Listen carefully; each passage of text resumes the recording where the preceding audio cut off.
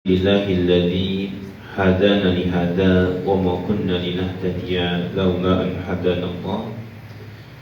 Asyhadu an la ilaha illallah wahdahu la syarika lah wa asyhadu anna Muhammadan abduhu wa rasuluh.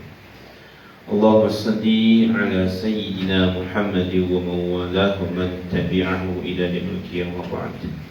Rabbi shrah li sadri wa yassir li amri wahlul 'uqdatam min lisani yafqahu qawli.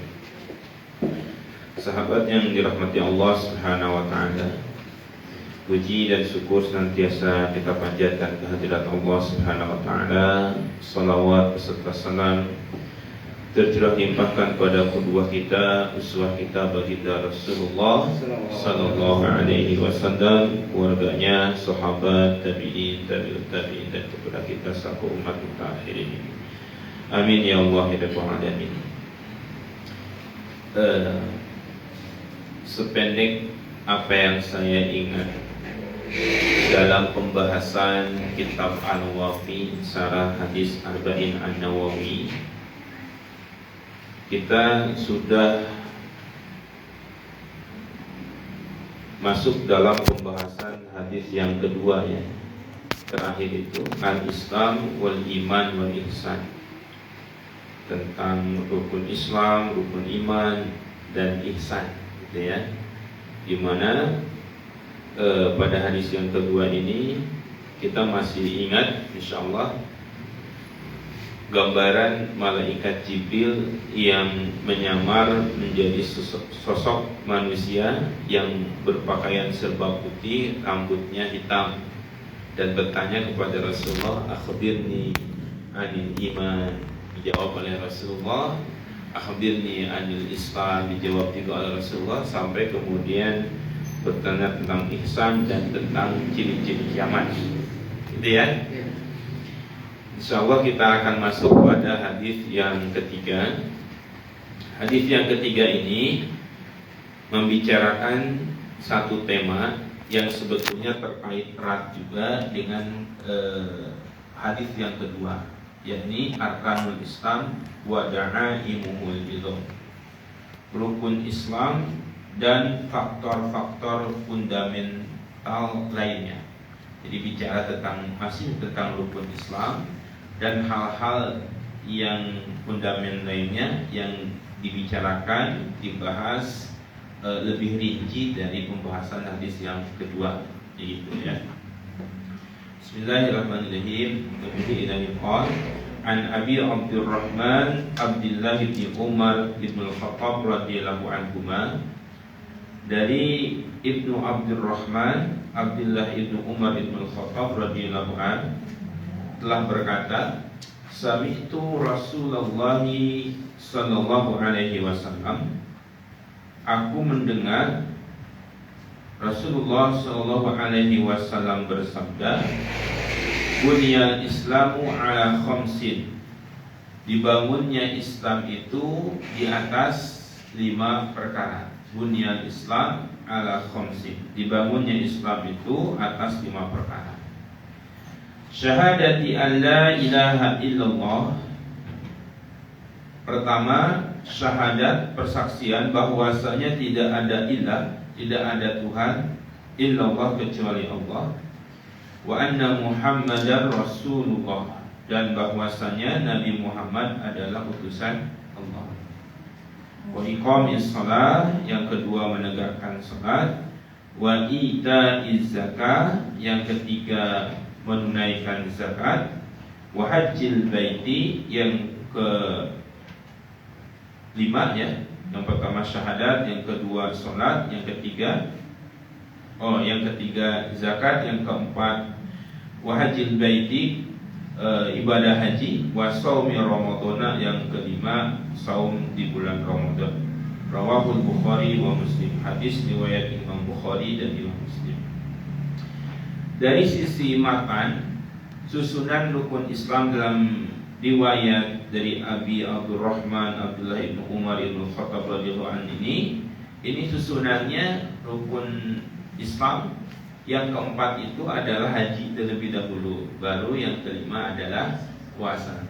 Sedangkan di dalam hadis yang sebelumnya susunannya adalah puasa terlebih dahulu, sedangkan haji, ibadah haji nomor 5 gitu ya. Nah, terkait dengan susunan ini, karena masing-masing memiliki riwayat yang sahih, yang valid, jadi tidak perlu dipermasalahkan selama rukun Islamnya masih 5. Kecuali kalau rukun Islamnya udah nambah atau berkurang begitu ya. Jadi tidak masalah. Ya, hadis riwayat Imam Al-Bukhari wa Muslim.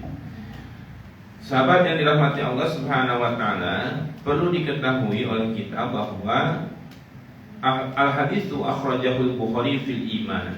Jadi hadis ini diriwayatkan atau dikeluarkan oleh Imam Al-Bukhari dalam kitabnya Al-Iman.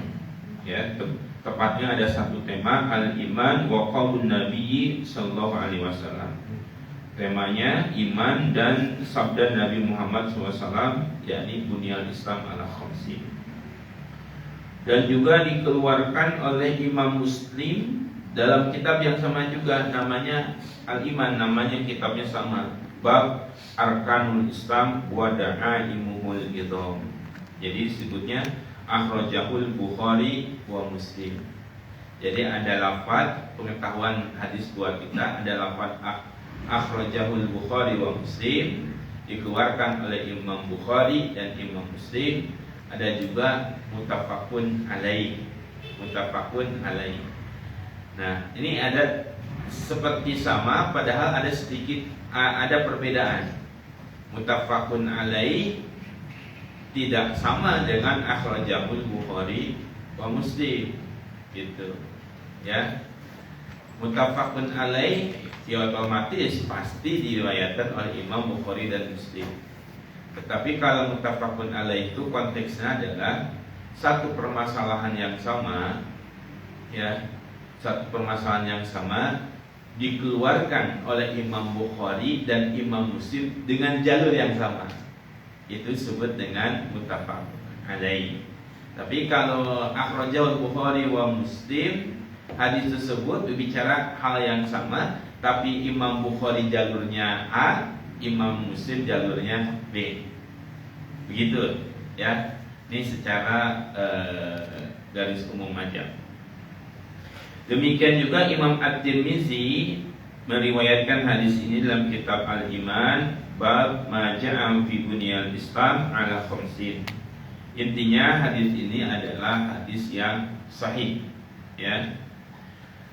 Nah, selain dari status hadisnya yang sahih, hadis ini juga hadis yang memiliki keutamaan, memiliki keistimewaan. Hadis Arkanul Islam hadisun azimun jiddan. Jadi disebutkan oleh pengarang kitab ini, hadis tentang rukun Islam ini merupakan hadis yang agung sekali. Hadisun azimun jiddan, ya, istimewa, agung sekali, penting banget.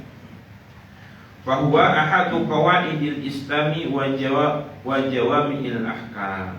Jadi hadis ini merupakan salah satu hadis yang menjelaskan tentang kaidah-kaidah, pokok-pokok dalam Islam, dan menjelaskan tentang kumpulan-kumpulan hukum. Ya, makanya ini sangat penting kita pahami. In fihi ma'rifatud din wa ma ya'tamidu alaihi wa mujma'u arkanihi. Wa majma'u ala arkanihi. Jadi hadis ini juga di dalamnya berbicara tentang pengetahuan agama dan hal-hal apa saja yang mendasar dan rukun-rukun apa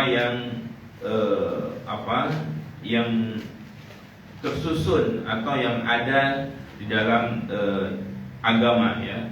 Jadi di dalam rukun Islam itu ada hal-hal apa saja, ya. Bahkan hadis ini pun mansusun dinas atau dijelaskan mansusun alaiha fil Qur'anil Karim. Dinas di dalam Al-Qur'anul Karim. Masing-masing rukun di dalam hadis ini, syahadat ada dalilnya tersendiri dalam Al-Qur'an. Salat ada ayat-ayat tersendiri yang membicarakannya dalam Al-Qur'an. Sampai haji, puasa, semuanya, ya. Oleh karena itu hadis ini tadi katakan adalah hadis yang sangat istimewa. Nah, kita masuk pada pembahasan bahasa lughatul hadis.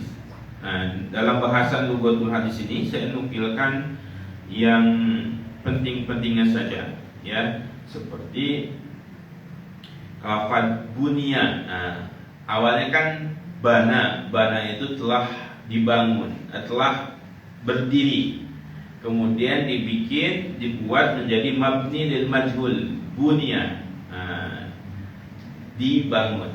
Kayak ginilah. Doroba telah memukul. Nah, mabni lil majhulnya apa? Duriba, dipukul. Jadi ada aktif, ada pasif. Ya. Nasara artinya apa? Telah menolong. Ditolong, nusiro. Nah, jadi bahasa Arab itu gampang, ya. Kalau mau merubah tinggal rubah sedikit, ya. Cuma cara merubahnya itu perlu belajar, begitu ya. Nah, sekarang kita ingin belajar bahasa Arab, luar biasa. Sekelas Imam Syafi'i saja belajar bahasa Arab, beliau menempuh perjalanan lebih dari 26 tahun belajar bahasa Arab. Sekelas Imam Syafi'i, mustahid mutlak. Sekarang kita bukan siapa-siapa, pengen belajar bahasa Arab 2 bulan langsung bisa. Ya kan, itu ya, 2 bulan langsung bisa. Jadi ya, belajar itu butuh proses. Dan belajar bahasa Arab itu hukumnya apa? Wajib apa sunnah? Wajib ain itu. Ya, belajar bahasa Arab itu wajib ain, fardu ain. Adapun bisanya, nah itu urusan lain, yang penting kita belajarnya. Kenapa? Lian Al-Quran, karena sesungguhnya Al-Quran bilughatil Arabiyyah, wal hadis bilughatil Arabiyyah, wa kutubul mu'tabarah bilughatil Arabiyyah, wa insyaallah lughatu ahlal jannah lughatul Arabiyyah. Jadi bahasa Al-Quran bahasa Arab, bahasa hadis bahasa Arab, kitab-kitab muktabar para ulama pakai bahasa Arab, dan bahasa surga nanti bahasa Arab. Ustaz, saya belum sempat bicara belajar bahasa Arab di dunia. Nah, kalau dia bertakwa, insya Allah otomatis langsung ada subtitlenya langsung keluar begitu ya. Wallahu a'lam, itu masalah keghaiban. Yang jelas orang yang bertakwa, jika dia betul-betul bertakwa, maka insya Allah Allah mudahkan lisannya bicara bahasa Arab. Yang jelas, seorang yang ingin memahami hakikat agama, la fahma ala daqaiqid diniyah illa bilughatil Arabiyyah. Ingin mendalami hukum-hukum agama secara mendalam tidak akan bisa, ya, dia mendalaminya kecuali dengan bahasa Arab. Jadi jangan tertipu dengan metodologi saat ini yang dikembangkan oleh orang-orang sekuler, liberal. Kita menafsirkan Al-Quran jangan pakai bahasa Arab, pakai metode yang hermeneutik misalkan dan sebagainya. Ya, karena kan mereka menafikan, membuang unsur-unsur bahasa Arab dalam penafsiran. Ini yang bisa repot. Nah, berikutnya ada lafaz syahadah. Apa yang masuk dengan syahadah itu? Al-iqraru wa tasdiq. Jadi syahadat itu persaksian, ikrar, ya, dan tasdik, pembenaran. Jadi ketika orang itu melakukan persaksian, bersyahadat asyhadu an la ilaha illallah wa asyhadu anna muhammadar rasulullah, ini kan merupakan sebuah ikrar, sebuah pernyataan lisan yang membuktikan atau menyatakan tasdik. Tasdik itu apa? Pembenaran yang pasti, al-mutabiqu lil waqi nasi'un andadi. Jadi al-mutabiqu lil waqi, yang sesuai dengan realitas dan ada dalilnya. Dalilnya apa? Dalil akli. Jadi dalam berakidah, dalam perkara yang sifatnya fundamental, yang sifatnya pokok, itu kita tidak boleh bertaklid. Kita tidak boleh bertaklid. Beda dengan hukum syara. Hukum syara itu kalau kita bukan seorang mujtahid, ya kita taklid kepada seorang mujtahid. Tapi dalam perkara akidah, dalam perkara-perkara yang kita bisa berpikir dan memecahkan permasalahan secara akliyah, kita tidak boleh bertaklid. Misalkan Allah itu ada atau tidak. Nah itu gak boleh takdir. Kita harus betul-betul membuktikan Allah itu ada. Buktinya apa? Keesaan Allah itu benar atau tidak. Allah itu satu. Jangan sampai kita ditanya oleh anak kita, Abi, ayah, apa buktinya Allah itu satu? Jawaban panjenengan ketika ditanya seperti itu bagaimana? Ya, silakan. Allah itu satu, buktinya apa? Ya, kita secara akliah bisa jawab kalau Allahnya banyak, nanti Tuhannya berantem. Kalau Tuhannya banyak, Tuhannya berantem. Kalau Tuhannya berantem, gak bakal bisa ngurus langit, bumi ya gitu ya. Kalau Tuhannya banyak, yang satu ingin turunin hujan, yang satu ingin kemarau. Nah, nanti berantem. Kalau Tuhannya banyak, nanti akan berbagi-bagi kekuasaan. Kalau berbagi-bagi kekuasaan berarti yang satu dengan yang lainnya saling membatasi.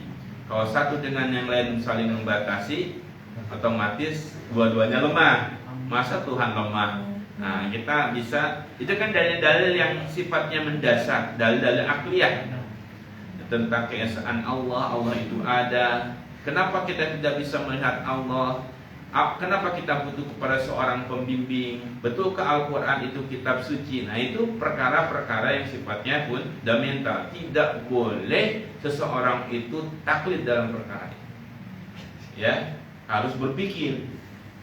Makanya ada kitab Hidayahul Islam, ya, Mafahim Islam itu berpikir tetap perkara-perkara yang fundamental itu. Ya. Itu disebut dengan ayat iqraru wa tasdiq. Jadi ada proses berpikir di dalamnya sehingga pernyataannya itu berisi, bukan hanya pernyataan lisan saja. Ya.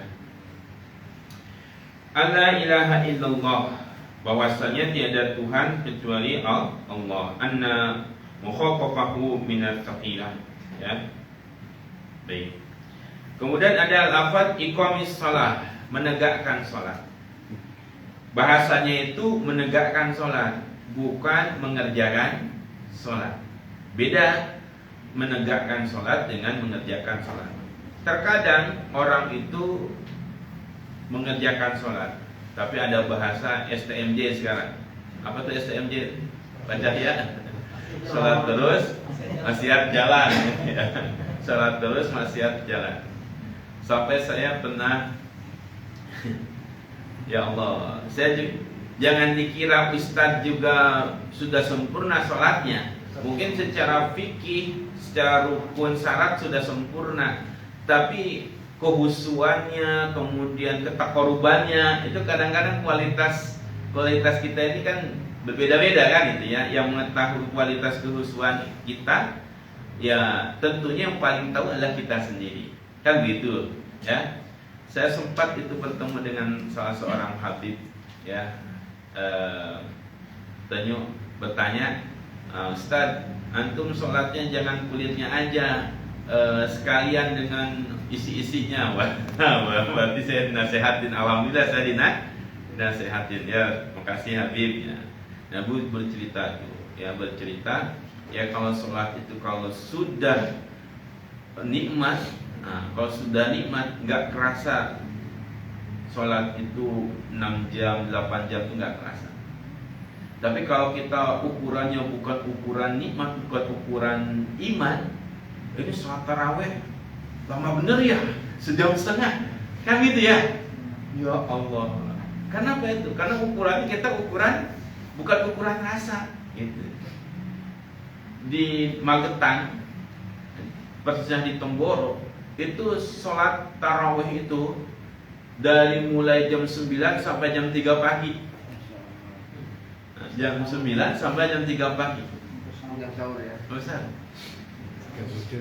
Kalau bapak-bapak nggak percaya, sekali-kali mampir nginap itikaf di situ, bener.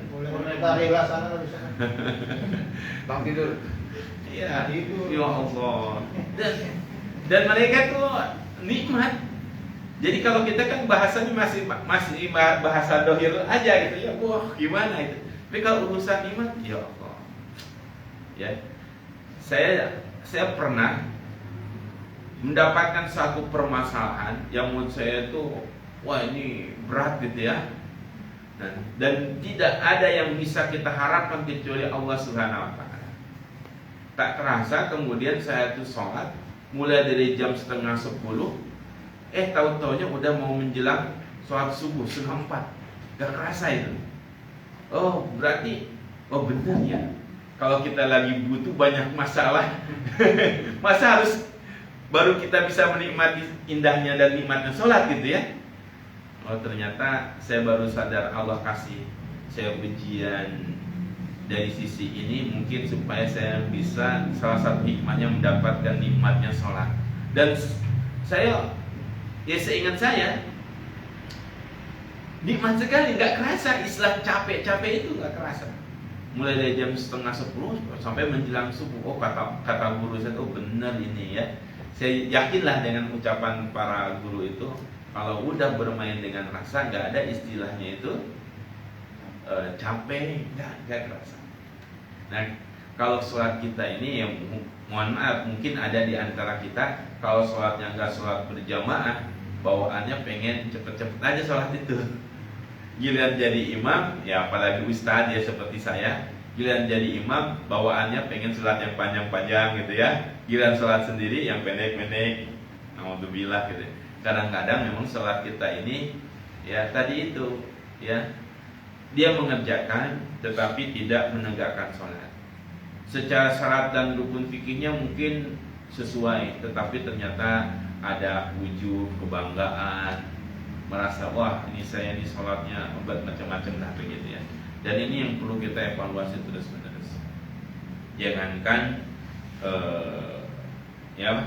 jangankan ini ya, orang lain, saya sendiri perlu mengevaluasi perkara ini.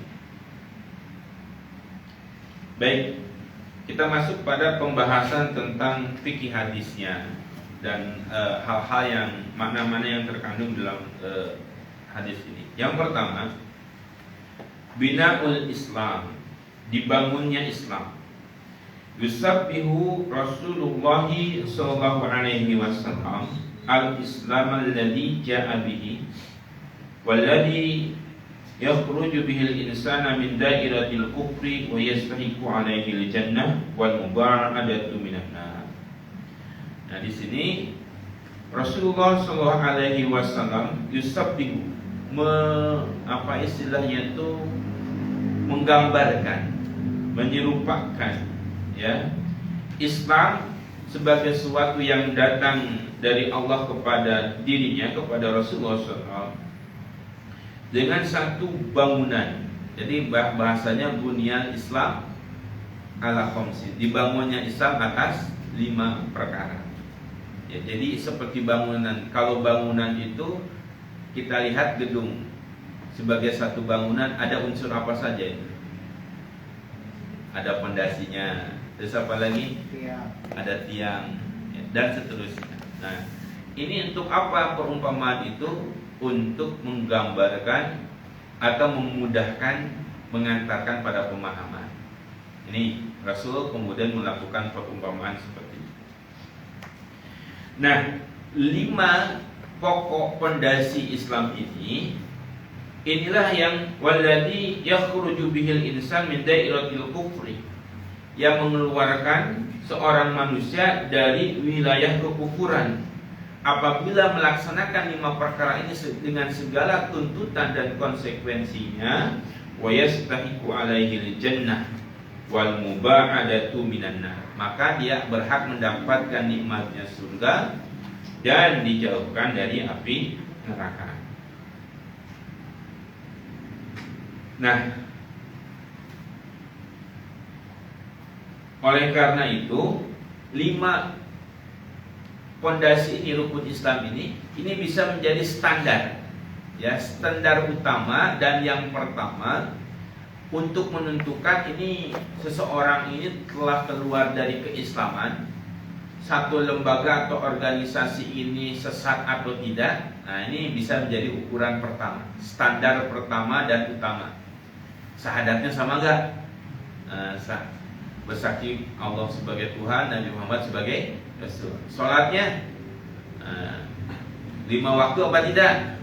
Kemudian zakatnya, bagaimana kaifiyat tata cara zakatnya, tentang puasanya, tentang hajinya.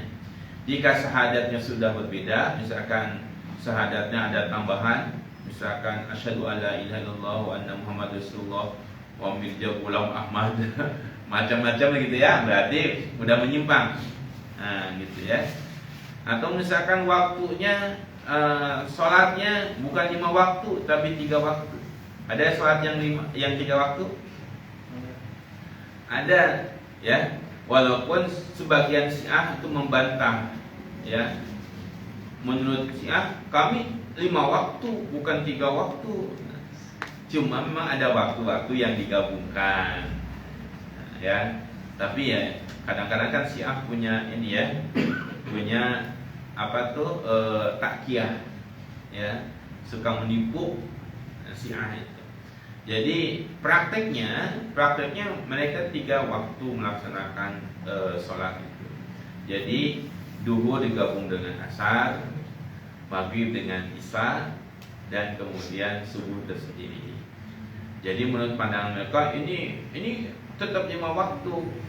Duhur dilaksanakan di akhir duhur, asar dikerjakan di awal asar, katanya begitu. Maghrib dikerjakan di akhir maghrib, isya dikerjakan di awal isya. Nah, jadi tetap kami 5 waktu gitu ya. Cuma kok habis sholat maghrib langsung berdiri sholat isya. Jadi batasan itu ya begitulah ya. Nah, ini bisa jadi ukuran dan standar kita. Sholatnya 5 waktu atau tidak, begitu ya. Hajinya masih ke Mekah atau gimana?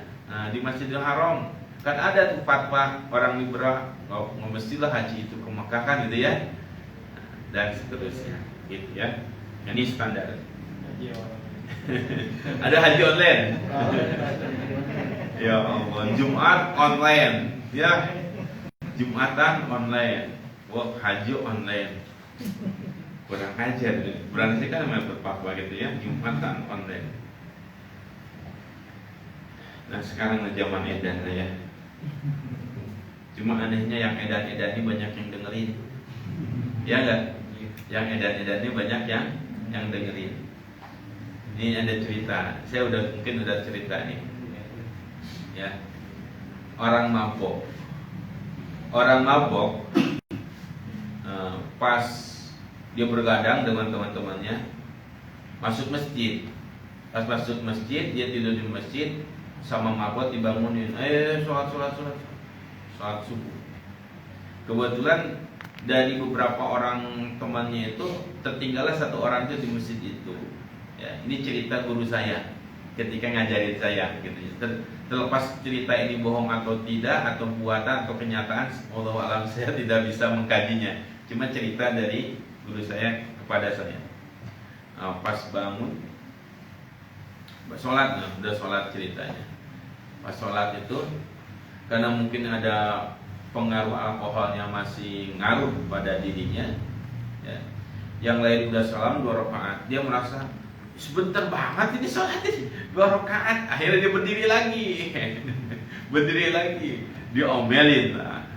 diomelin sama pengurus masjid, sama imam masjid. Kamu tuh sholat tuh 2 rakaat udah. Ini saya sudah susah bangunnya, lagi tidur nikmat, udah semangat mau sholat 2 rakaat udah salam lagi. Udah nggak sebanding dengan pengorbanan bangunnya, katanya tambah lagi 3 rakaat, 4 rakaat gitu. Nah sama DKM itu orang gila lagi mabuk gitu ya, akhirnya diusir, pergi kamu. Pas diusir, ya bertemulah dengan temannya. Kamu tak tidur di mana? Oh, saya tidur di musola sebelah. Kamu di mana? Saya di masjid sebelah. Oh, siap. Kamu sholat subuh enggak? Tanya ke temannya. Saya sholat subuh 2 rakaat. Akhirnya ditawain sama temannya. Pasti kamu diomelin sama DKM. Saya aja yang sholat 4 rakaat diusir, apalagi kamu yang 2 rakaat, katanya. Saya aja yang 4 rakaat diusir, apalagi kamu yang 2 rakaat. Karena itu kalau pakai logika. Akhirnya ini saya dibangunin pas adzan subuh, mereka nggak punya otak. Kita lagi nikmat-nikmatnya sholat subuh, kita lagi nikmat-nikmatnya tidur dibangunin. Harusnya kalau ingin banyak orang yang hadir sholat, adanya jangan jam 4:30, harusnya agak siangan. Akhirnya balik lagi dia ke musola. Jam 8 dia buka mic, dia adzan, Allahu Akbar, Allah. Orang pada datang sekomplek. Akhirnya DKM juga datangan. Kemudian dia cerita, tuh Pak DKM, kalau mau banyak orang yang datang ke musola, adanya jam segini, orang-orang udah pada bangun. Akhirnya orang-orang pada datang tuh, jangan jam 4:30 baru ada. Saya dengerin cerita guru saya tuh, maksudnya apa? Kadang orang-orang yang ngawur itu banyak didengerin, seperti orang yang ada jam 8 pagi itu banyak yang datang, orang berbondong-bondong ke musola, ya. Ketimbang orang yang memanggil adzan di jam 4:30. Jadi kalau pengen didengerin jadi orang sinting. Oh iya paham, itu zaman sekarang seperti itu. Oke, baik. Intermediate itu. Nah, yang terkait dengan syahadatu an la ilaha illallah Muhammad wa anna Muhammadar Rasulullah. Aku bersaksi tiada Tuhan selain Allah, Muhammad itu utusan Allah. Wa maknaha, dan maknanya adalah al-iqraru bi wujudillahi ta'ala wa wahdaniyatihi. Persaksian ini maknanya adalah mengikrarkan, menyatakan akan eksistensi Allah, wujud Allah dan keesaannya. Jadi Allah itu yakin ada, harus dikejar. Maka disebut dengan ada wujud idofi. Ya, adanya kita karena dilahirkan oleh ibu. Gitu kan? Adanya ibu dilahirkan dari nenek. Adanya nenek terus sampai kepada manusia yang pertama. Manusia yang pertama ini ada dengan sendirinya atau diadakan. Sampai berpikir seperti itu kan? Oh, diadakan. Ketika diadakan ini berarti kesimpulannya manusia itu asalnya tidak ada. Menjadi ada berarti butuh pada unsur yang lain. Intinya manusia itu sampai pada titik lemah. Adanya butuh kepada yang mengadakan. Dan suatu saat manusia ini akan mati, musnah, tiada. Maka ketiadaan manusia ini juga butuh kepada yang meniadakan. Artinya harus ada wajibul wujud, sesuatu yang di luar manusia yang mengendalikan manusia dan makhluk yang lainnya. Kan sampai pada kesimpulan itu. Siapa? Tadilah banyak atau tidak, itu kan tadi sudah saya jelaskan. Intinya Esa 1. Kenapa tidak terlihat? Ketika tidak terlihat dikejar juga. Nah, jawabannya apa kira-kira nih? Jawaban panjenengan. Kenapa Allah tidak terlihat? Ya, silakan. Kenapa Tuhan tidak terlihat? Jawabannya, kita Tuhan yang ada belalainya aja, kelihatan. Kenapa Tuhan tidak terlihat? Lah, ditanya itu aja bingung nih. Tidak terlihat. Khawatirnya anak-anak kita nanti nanya, kenapa sih Tuhan tidak terlihat? Ya, kita jawab secara sederhana. Ya, misalkan jawabannya, kita tidak bisa melihat Tuhan karena kita ini lemah. Ya, ini di lantai ini ada kuman, tapi kita tidak bisa melihatnya. Kita bisa melihat ruangan ini karena ada cahaya. Kalau gelap tidak bisa melihatnya. Kita bisa melihat karena dekat. Kalau jauh tidak bisa melihatnya. Gitu. Jadi penglihatan atau indera manusia ini terbatas. Baik mata, telinga, raba hanya bisa melihat unsur-unsur tertentu. Bisa melihat yang terang saja, tidak bisa melihat yang gelap. Hanya bisa melihat yang besar saja, tidak bisa melihat yang kecil. Kan gitu ya. Demikian juga pendengaran dan sebagainya. Ini menunjukkan melihat sesuatu yang lemah saja manusia lemah, apalagi melihat sesuatu yang maha sempurna, indera manusia sangatlah lemah. Melihat telinga sendiri saja kita nggak bisa. Melihat punggung kita sendiri yang akan dimakan sama cacing tanah saja kita nggak bisa. melihat sesuatu yang akan hancur, yang lemah, kita tidak bisa, apalagi melihat yang maha sempurna. Kita tidak bisa. Karena kita lemah, maka kita itu butuh kepada yang maha kuat, maha kuasa untuk membimbing kita. Dengan cara apa? Memberikan guide, pembimbing. Siapa pembimbing itu? Bukan malaikat, kan begitu kan? Kan malaikat tidak bisa gaul dengan kita, nggak kelihatan. Bukan hewan, karena hewan nggak punya akal. Kalau pembimbingnya monyet gimana? Kira-kira Pak Cahya kencingnya bisa berdiri, telanjang. Kalau pembimbingnya monyet, kan begitu. Ini kan sederhana tuh, bahasa-bahasa seperti itu sederhana. Maka melihat sesuatu yang lemah saja kita lemah, apalagi melihat yang sempurna. Maka pada titik kesimpulannya, oh ya Tuhan itu satu, tidak bisa terlihat karena kita lemah, butuh guide-guide. Itu seorang manusia yang berbahasa manusia, bukan manusia biasa, tapi manusia yang mendapatkan wahyu dari Allah. Buktinya apa? Dia dapat mujizat. Al-Quran itu mujizat dari Allah. Buktinya apa? Buktinya gitu kan? Intinya sampailah kemudian pada derajat ikrar, ya, pembenaran, pernyataan dan tasdik, ya, pembenaran. Allah. Nah,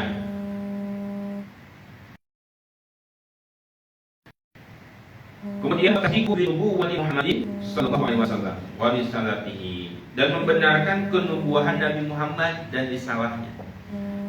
Membenarkan kenabian Nabi Muhammad dan risalahnya otomatis membenarkan Al-Quran.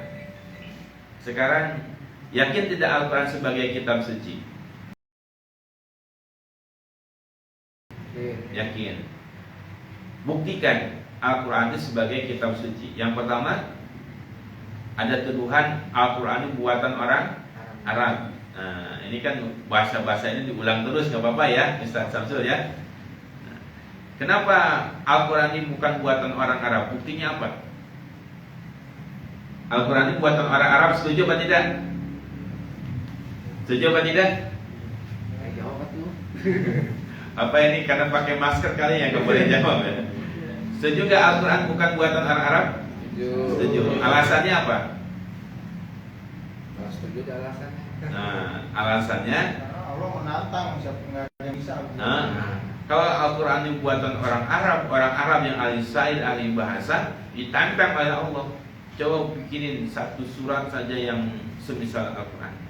Faktu bisuratim mim mithnih wad'u syuhada'akum, ya, wad'u syuhada'akum min dunillahi in kuntum shadiqin. Fa illam taf'alu wa lam taf'alu fattakun nar allati waquduha an-nas wal hijarah wa'iddat lil kafirin. Surat apa itu?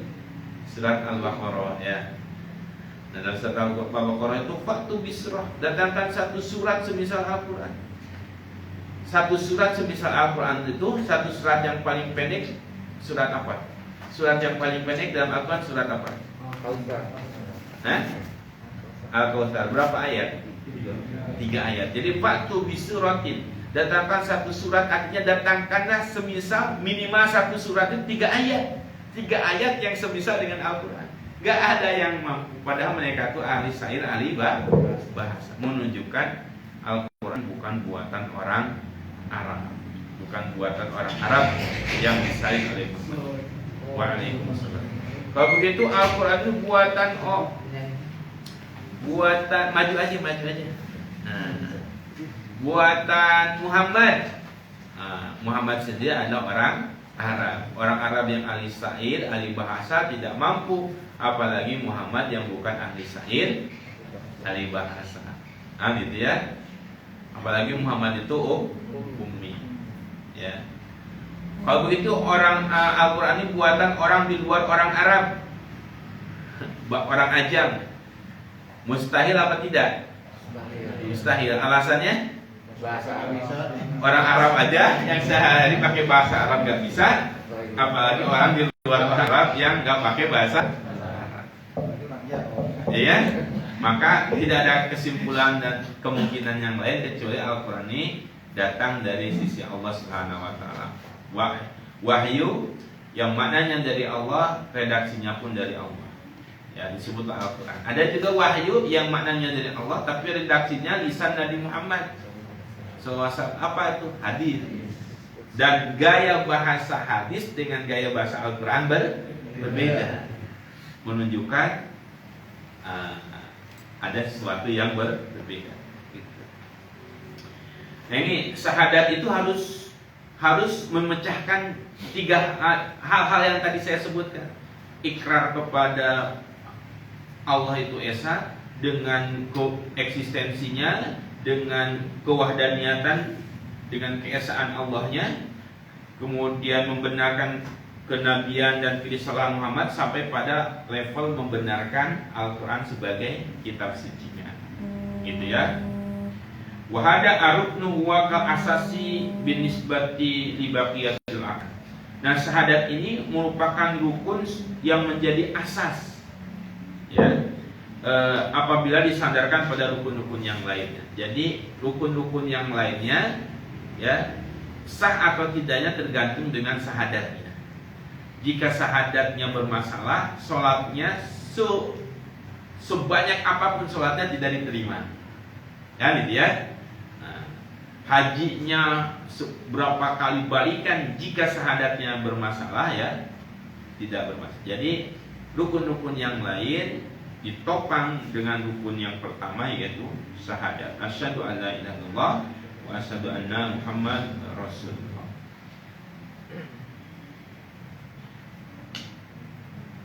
Nah, syahadat itu menurut Imam Basri, ya, Imam Hasan Basri itu seperti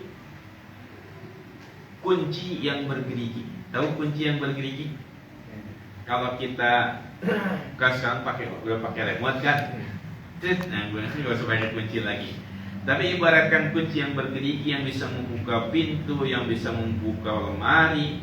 Kalau tidak ada geriginya, ya lemong, ya nggak bisa terbuka. Maka disebutlah syahadatani asy-syahadatani miftahul jannah. Ya, 2 syahadat itu sebagai kunci surga. Artinya syahadat itu memiliki konsekuensi-konsekuensi, tuntutannya.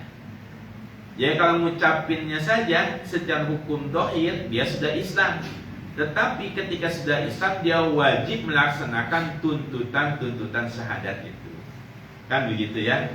Jadi gampang diucapkan, tapi konsekuensi dari ucapan itu adalah seorang itu harus membuktikan diri akan keislaman. Kan begitu ya. Nah, ini konsekuensi syahadat ini yang kadang-kadang orang tidak paham. Bahkan perkara-perkara yang bisa membatalkan syahadat saja banyak orang yang nggak paham. Ya, perkara-perkara yang bisa membatalkan seorang akan syahadatnya banyak orang yang nggak paham. Jadi dalam kitab yang lain, dalam kitab Sulamut Taufiq disebutkan, waqad katsura fi hadaz zaman at-tasahhulu fil kalami. Di zaman sekarang ini banyak orang yang gampang ceroboh dalam bicara, sehingga pembicaraannya itu berbuah dosa, bahkan bisa mengeluarkan dirinya dari keislaman. Ya, banyak. Loh, kemana aja lu gak kelihatan? Akhir ya.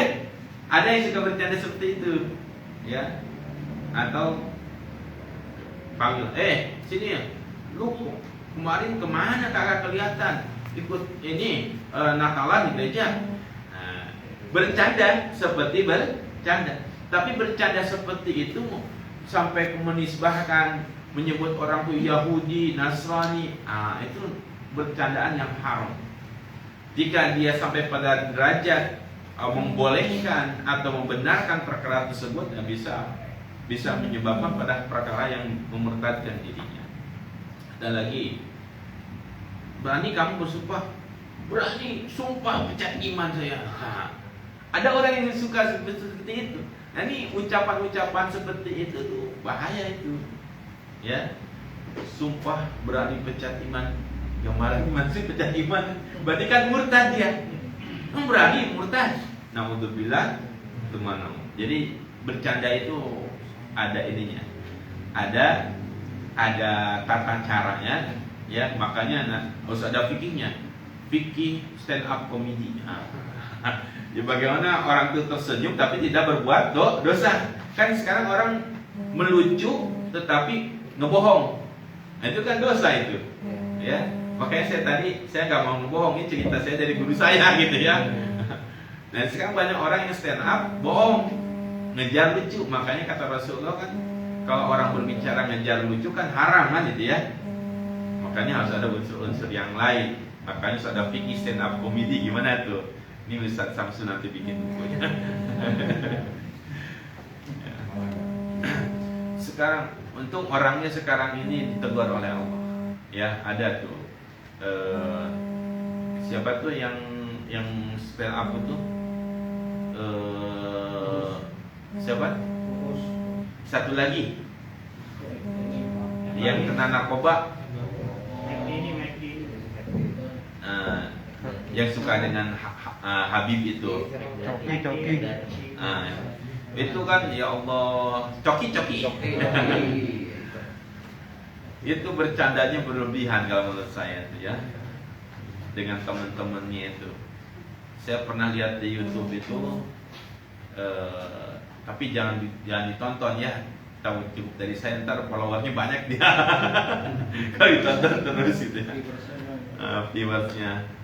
Jadi dia masak daging babi, ya, masuk daging babi, terus kemudian pakai air jam-jam, pakai minyak zaitun, ya, kemudian wah ini air jam-jamnya meresap pada daging. Karena alhamdulillah itu bercanda yang kita tuh, oh ini hinaan ini, ya. Apa lantas kemudian babi itu dimasak dengan minyak zaitun ditaburi kurma ajwa jadi halal? Kan enggak ya. Yang bercandaan itu kan bercandaan yang sudah istihza, ya, sudah mengolok-olok agama. Ya. Itu perkara yang bisa membatalkan syahadat seseorang. Ya. Banyak orang yang nggak ngerti, nggak paham. Yang kedua, wa iqamis shalah, menegakkan salat. Nah, apa yang maksud dengan iqamis shalah? Diingetin ya kalau saya kebablasan ya. Karena saya ada kitab Bulughul Maram ya. Karangan siapa? Bulughul Maram itu hadis ya, bermadhab Syafi'i. Usianya kurang lebih 12 tahun, usia SMP. Nah, kurikulum buat anaknya yang usia 12 tahun SMP ini, setelah dia menghafal Quran, dia ajarkan hadis dan hadis-hadis dasar, hadis-hadis masalah fikih. Dia bikinlah buku, yaitu Bulughul Maram itu. Jadi sebetulnya Bulughul Maram itu adalah kitab yang diajarkan buat anaknya yang usia SMP tadi. Gitu ya, dia udah itu kan urusan sholat, perbandingan, kemudian dalil-dalilnya kan. Nah, yang banyak orang salah paham itu, Imam Ibnu Hajar Al-Asqalani menulis kitab tersebut dalam kerangka madhab Syafi'i. Kan begitu ya? Maka kalau kita ingin original memahami kitab Bulughul Maram, carilah sarah-sarah Bulughul Maram berdasarkan pandangan ulama-ulama Syafi'iyah. Sekarang banyak orang yang mengkaji kitab Bulughul Maram, tetapi yang kita harus bijak. Kalau misalkan ini karangan ulama Syafi'iyah, maka cara pandang ulama Syafi'iyah itu belajarlah dari sumbernya. Bagaimana? Kan gitu ya? Nah, kembali kepada masalah tadi. Harusnya kalau kita merujuk pada kurikulum dari Rasulullah dan para sahabatnya, kata Rasulullah, ketika anak usia 7 tahun suruh sholat. Kan begitu ya? 10 tahun tidak mau sholat, boleh pukul, tapi pukulannya boleh mubaris kan, tidak membekas, cari yang berdaging lah gitu ya, tempat-tempat yang banyak dagingnya. Artinya apa? Urusan 10 tahun, urusan sholat itu udah selesai. Masalah rukunnya bagaimana, syarat sah sholatnya bagaimana, pembatalan sholat termasuk dengan toharohnya udah selesai. Udah diajarkan di usia 10 tahun tadi. Cuma masalahnya kita anak-anak zaman sekarang, atau mungkin kita korban kurikulum zaman bahula, sampai sekarang rukun toharoh saja, rukun sholatnya banyak yang nggak paham. Harusnya kan kita sudah lihai lah, sudah pakar. Kalau usia 40 tahun ini udah pakar, karena kan sejak puluhan tahun yang lalu kita sholatin begitu ya. Kalau perlu mas waktu lepas tangan saking sudah jagonya begitu ya. Ya bahasanya gitu ya. Tapi sekarang itu kan mohon maaf, coba lihat Bapak Ibu, sahabat-sahabat semua ya. Di pengajian toharoh, bab sholat. Pengajian ini bahas toharoh sholat lagi. Akhirnya kitab yang dikaji itu sebatas sholat aja gitu ya. Padahal kan ada muamalahnya, ada munakahatnya, ada jinayahnya, ada pendidikannya, ada politiknya kan begitu ya. Hingga akhirnya kita ini tidak tergambar, oh susunan Islam itu, kesempurnaan Islam itu nggak kebahas. Kenapa? Salah memetakan kurikulum sejak awal. Kan begitu ya. Akhirnya apa? Ustadz bosan bahas sholat lagi, istirahat dulu Ustadz, jemaahnya semakin sedikit.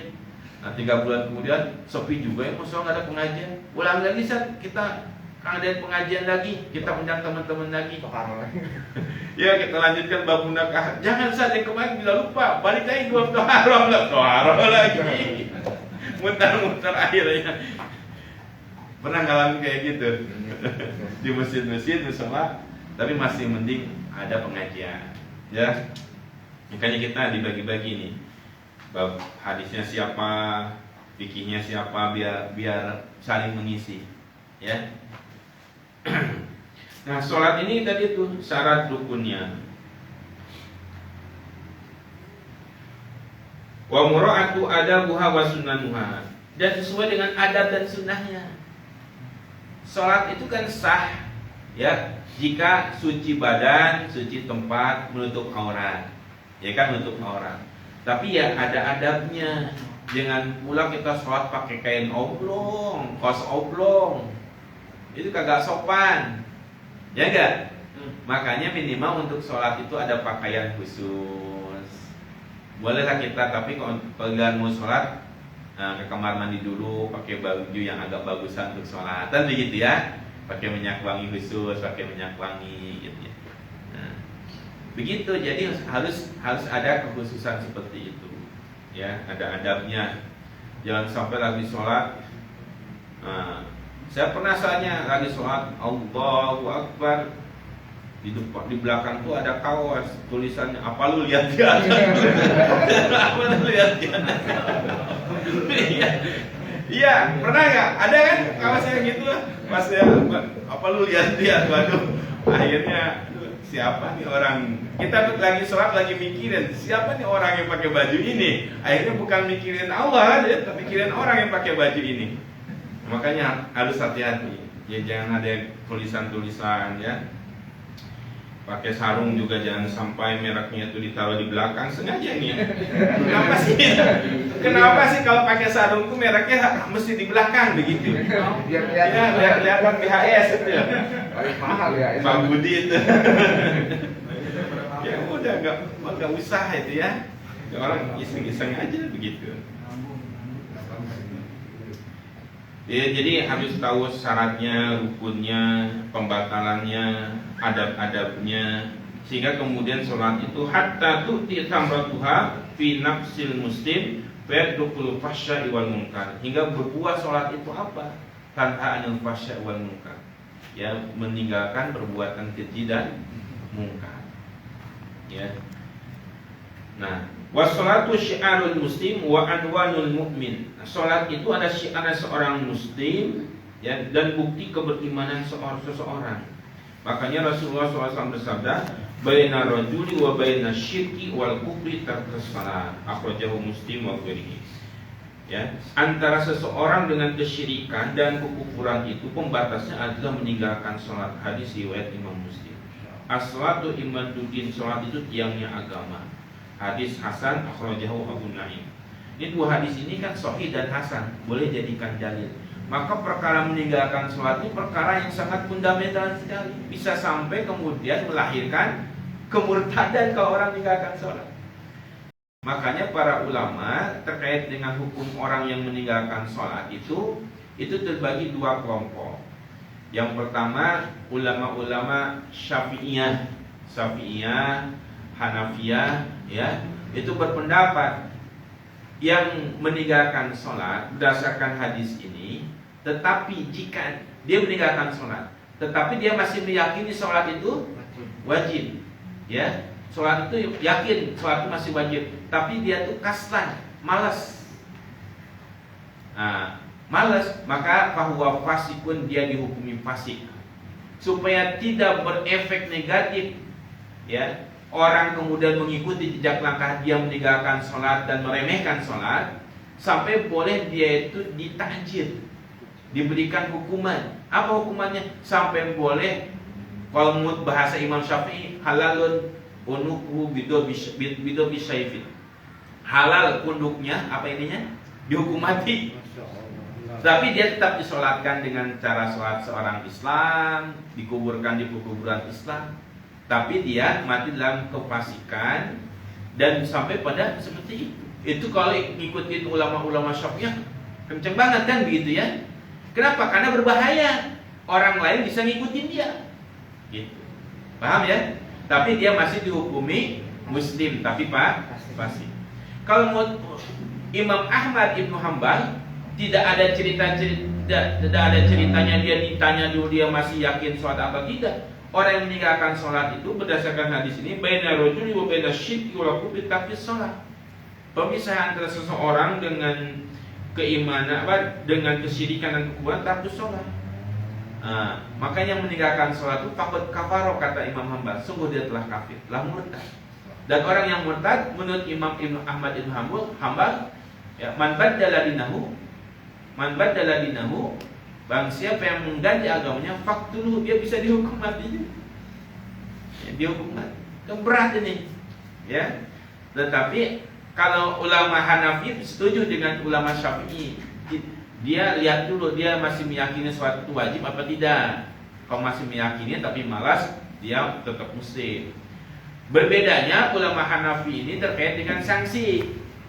Sanksinya apa? Kalau ulama Hanafi tidak sampai pada harus dihukum mati, dibunuh, nggak mesti. Cukup dipenjara saja, dinasihatin sampai dia kapok, sampai dia bertobat mau salat. Nah, kayaknya yang terakhir ini lebih pas ini. Ya, yang jelas orang yang meninggalkan suatu ada sanksinya. Nah, sanksi yang disatukan ada nanti dalam wilayah jarimah ya, ada hudud, ada jinayat, ada takjil, ya, ada mukhalafat, ya, itu ada 4 itu dalam pembahasan persangsian dalam Islam. Nah, orang yang meninggalkan sholat ini termasuk pada bagian takjil, yang keputusannya itu diserahkan kepada hakim. Kira-kira mau dipenjara, mau dicambuk, yang penting dia itu berefek jera dan mau sholat. Kalau hakim mengambil pendapat madhab Syafi'i itu berat itu. Kalau hakim mengikuti pendapatnya Imam Abu Hanifah dan itu diadopsi oleh negara, dia ditabani, ya, penjarakan sampai dia tobat. Nah, begitu. Kenapa? Karena sholat itu wajib atau sunnah? Wajib. Kalau di negeri kita sholat itu apa? Hah? Wajib enggak? Belum. Hah? Suka-suka itu. Sholat itu apa wahda Samsul ya? Di negeri kita enggak, mungkin di negeri yang lain juga sholat itu enggak wajib. Ya. Kenapa? Coba Pak Cahaya laporan, tetangga saya ini udah 2 bulan enggak sholat Jumat. Dia padahal gadang ikutan gadang dengan kita. Dia sholat Jumat, ya, kata istrinya tidur terus katanya. Enggak sholat juga. Lapor ke Pak Polisi, kata Pak Polisi, bentar, ini enggak ada dalam delik pidana atau perdata, ya, bukan termasuk perdata, tidak juga termasuk pidana.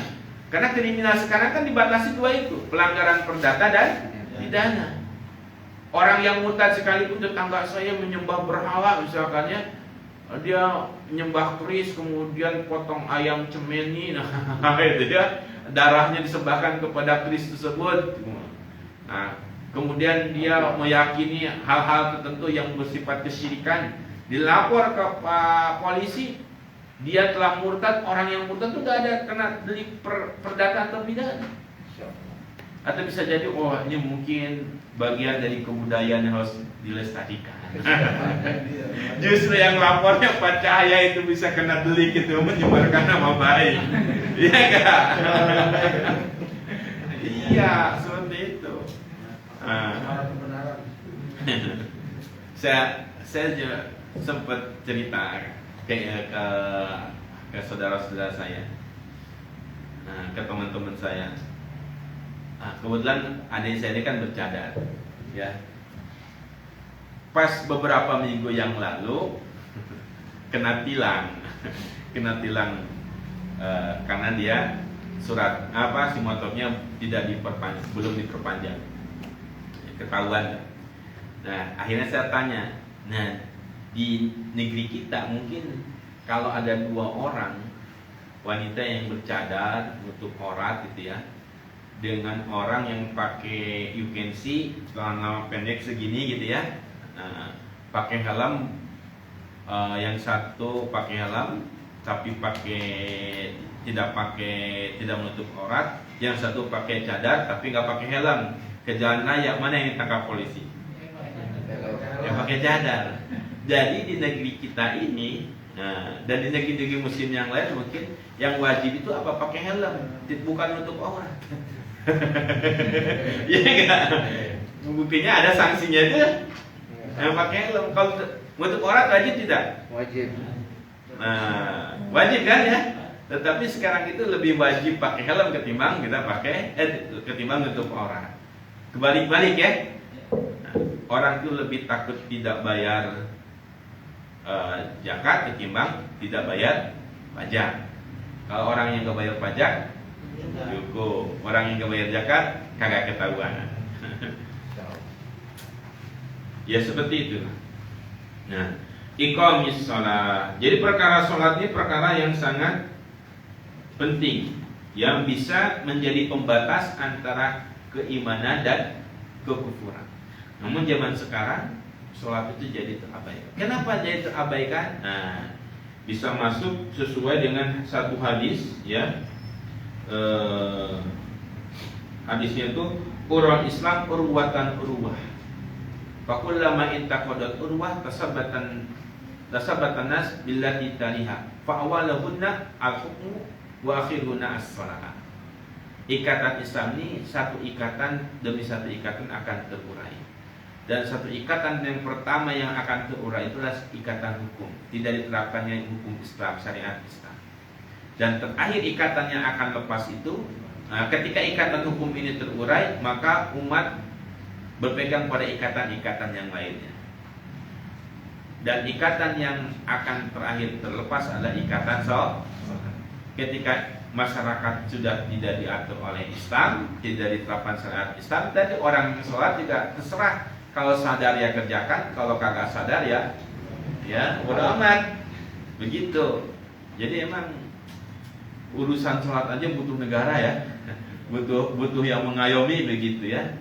Apalagi urusan urusan perkara-perkara yang lain, ya, urusan pendidikan, urusan ekonomi, urusan menangani PKI ya butuh negara. Kalau enggak repot urusan. Jadi pun Islam jadi ke PKI itu selipan. Oke, yang ketiga ita zakah, menunaikan zakat.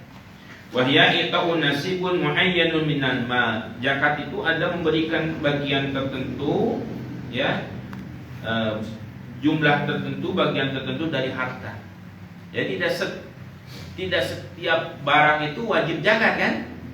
Dia sudah nisab atau tidak? Nisab itu ukuran banyaknya harta yang minimal berapa gitu ya. Nisab itu ukuran banyaknya harta yang kena wajib zakat. Kalau haul itu waktu 1 tahun harta itu dimiliki. Ya, jadi haulnya itu apakah sudah 1 tahun dimiliki harta tersebut atau tidak. Jadi harus memenuhi nisab dan haulnya. Dan tidak semua harta dizakatkan. Jadi nasibun muayyan. Jadi bagian tertentu. Ya kalau zakat mal ya buat zakat perdagangan atau zakat emas itu kan berapa persen? Zakat emas berapa persen? Wah ini kayaknya nggak punya emas ini. 2,5%, gitu kan? 2,5%. Walladzina hum lizzakati fa'ilun, dan mereka orang-orang beriman itu mereka yang menunaikan zakatnya. Jadi saya tidak bahas secara detail ya. Saya garis umum saja. Nah, saya ingin mereview. Kalau tadi zakat itu harus memenuhi syarat dan rukunnya, harus memenuhi haul dan nisabnya, gitu ya. Kemudian zakat itu diberikan kepada siapa? Kepada para mustahik. Ada 8 mustahik ya. Fakir, miskin, terus fisabilillah, terus hamil, terus dan lain-lain sampai 8 begitu ya. Jangan sampai ntar anak-anak ada tugas sekolah nanya, ayah sebutkan 8 asnaf ya, 8 asnaf penerima zakat dari para mustahik. Ya fakir, miskin, bingung apalagi misalkan ya, ada 8 ya. Yang sekarang tidak ada itu, zaman sekarang tidak ada apa tuh? Hamba sahaya, budak ya. Oke. Terus saya ingin tanya kepada bapak-bapak ini, karena jarang sekali orang membahas ini. Fakir miskin ya. Kalau orang tersebut tidak fakir dan tidak miskin, berarti apa? Mampu. Bahasa kerennya kaya. Nah, kaya. Sekarang saya ingin tanya kepada sahabat semua, ukuran orang kaya standar minimalnya apa? Nggak dapet itu dari pemerintah.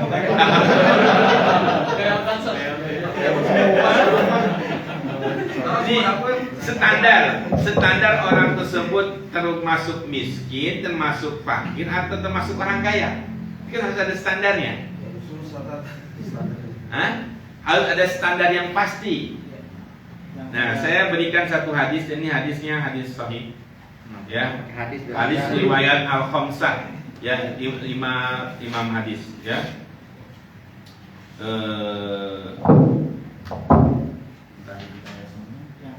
Ini ada dalam kitab Idamul Amwal. Idamul Amwal. Standar miskin dengan kaya. Ma min ahadin yas'alu mas'alatan wa huwa anha ghaniyun. Ya. Tidak seorang pun yang meminta-minta sesuatu padahal ia kaya. Illa ja'at yaumal qiyamah kaduhan aw khadushan. Nah, kecuali pada hari kiamat ia datang dalam keadaan mukanya luka, terkoyak dan terkelupas. Khadushan aw khamushan fi wajhihi. Nah, itu jadi wajahnya terkoyak. Qila, kemudian sahabat berkata, "Ya Rasulullah, wahai Rasulullah, wa ma ginahu aw ma yugnihi?" Ya. Wahai Rasulullah, bagaimana seseorang dapat dikatakan kaya atau apa yang menyebabkannya pantas dikatakan kaya? Qala, Rasul bersabda, "Khamsuna dirhaman aw hisabuha minad dahab." Yang menjawab, ia mempunyai 50 dirham atau nilai tersebut yang setara dengan emas. Jadi ukurannya itu 50 dirham. Jika dia sudah memenuhi nafkah buat dirinya, buat anak istrinya, untuk bayar hutangnya, udah untuk makan sehari-harinya cukup, dia masih punya tabungan seukuran 50 dirham. 50 dirham. 1 dirham itu berapa? 72.000. 73.000. Berapa? 1 dirham emas berapa gram perak? 50 dirham. 50 dirham itu betul perak kan? 50 dirham, 1 dirham perak berapa sekarang? 1 dirham 73.000 kurang lebih. Bukan Dirham. dirham. Iya 73.000. Ya sekarang itu 200 dirham. 200 dirham perak itu kan? Tolong dibantu. 200 dirham sama dengan 595 gram perak. 200 dirham sama dengan 595 gram perak. Nah, kalau 20 dirham berapa gram? Mungkin 200 dirham berapa kan? 200 dirham sama dengan 595 gram perak. Kalau 20 dirham berarti 1/10-nya kan? 1/10 dari 59,5 gram berapa? 595 berarti 59,5 gram. Nah 1 gram perak sekarang berapa? 1 gram perak yang bisa browsing.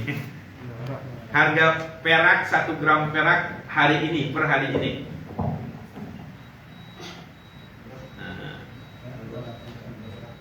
Enggak nyampe ratusan ribu, puluhan ribu, kira. Hah? 15.000, 12.000. Harga 1 gram perak hari ini, per hari ini 13.000. Oke lah, 13.000 ya. 13.000 kali 59,5 berapa tuh? Nah, 13 kali 59,5 berapa? 773.500. 775 lah. Ribu. 1 gram bener segitu? 13.000. Murah banget ya? Iya, 11.000 gram. lah. Per hari Nah, 11.000. Kalau sekarang hitungan 1 dirhamnya beda nggak? 1 dirham berapa gram? 3,975. Ya berarti kalau misalkan intinya nanti dikonversikan aja ya. Jika dia punya 50 dirham sisa gitu ya, 50 dirham dari sisa bayar utangnya, berarti dia orang kaya. Nah, kan itu ya. 50 dirham ya. 50 dirham berdasarkan hadis ini. Kali 3 ya, 50 kali 3 ya. 150 kali 13.000. Kalau Iya, saya selama iya. ini ngitung sekitar 2 jutaan, tapi ternyata Kak barusan dihitung 950, Hah? 1.950. apanya? 2 juta lah. Rupiahnya Kalau 50 rupiah. juta. 2 jutaan ya. Ya. Ya ketika dia punya uang sisa di tabungannya 2 juta, udah bayar hutang, udah bayar nafkah anak istri, berarti dia kaya. Kalau kita di tabungan tidak ada seperti itu, bayar hutang, berarti kita miskin. 2 juta ya. Kesadaran gitu ya.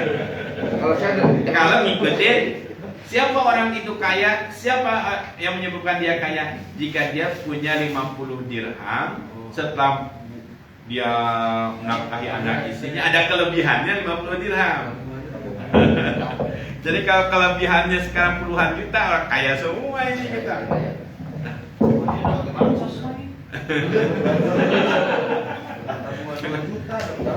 Oke. Yang kaya kalau orang miskin banyak tapi.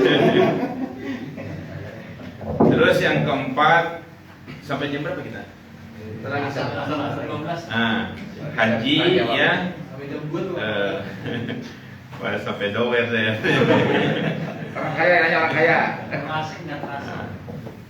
Haji kemudian saum Ramadan. Ini sudah maklum ya.